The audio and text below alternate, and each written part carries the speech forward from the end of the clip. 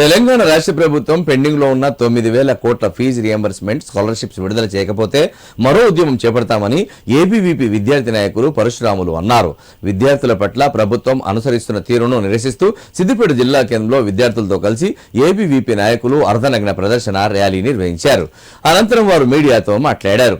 విద్యార్థుల జీవితాలతో ఆటలు ఆడొద్దన్నారు. ఇప్పటికైనా పెండింగ్ లో ఉన్న ఫీజు రియంబర్స్మెంట్ స్కాలర్షిప్స్ వెంటనే విడుదల చేయాలని, లేని పక్షంలో పెద్ద ఎత్తున ఉద్యమిస్తామని హెచ్చరించారు. అఖిల భారతీయ విద్యార్థి పరిషత్ సిద్దిపేట శాఖ ఆధ్వర్యంలో స్థానిక గోల్డెన్ బేకరీ చౌరస్తా నుండి అంబేద్కర్ చౌరస్తా దాకా అర్ధనగ్న ప్రదర్శన చేయడం జరిగింది. ఈ ప్రదర్శనకి ముఖ్య కారణం ఏంటంటే ఈరోజు తెలంగాణ రాష్ట్రంలో దాదాపు 9,000 కోట్ల ఫీజు రియంబర్స్మెంట్ మరియు స్కాలర్షిప్ విడుదల చేయాలి. ఈ కారణంగా ఎంతోమంది విద్యార్థులు పేద మధ్యతరగతి బడుగులైన విద్యార్థులందరూ కూడా విద్యకి దూరమే పరిస్థితి ఇలా మనం చూస్తూ ఉన్నాం.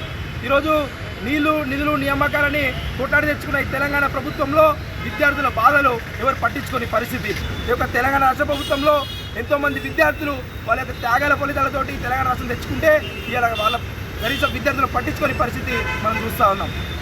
వెంటనే ఈ యొక్క ఫీజు రియంబర్స్మెంట్ స్కాలర్షిప్లు బకాయిలను వెంటనే విడుదల చేసి విద్యార్థులకు న్యాయం చేసే విధంగా ఈ యొక్క రాష్ట్ర ముఖ్యమంత్రి వివరించాలని చెప్పేసి ఈ సందర్భంగా డిమాండ్ చేస్తూ ఉన్నాం. లేని పక్షాన అఖిల భారతీయ విద్యార్థి పరిషత్ రానున్న రోజుల్లో పెద్ద స్థాయిలో తీవ్ర స్థాయిలో ధర్నాలు రాస్తారోకాలు నిర్వహిస్తాయని హెచ్చరిస్తూ ఉన్నారు.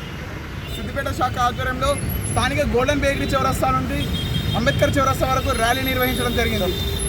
ఎందుకనగా ఈరోజు కాంగ్రెస్ ప్రభుత్వం ఏర్పడి దాదాపు 3 సంవత్సరాలు గడుస్తున్నా కూడా విద్యార్థులకు స్కాలర్షిప్లు విడుదల చేయకపోయే పరిస్థితి ఏర్పడింది.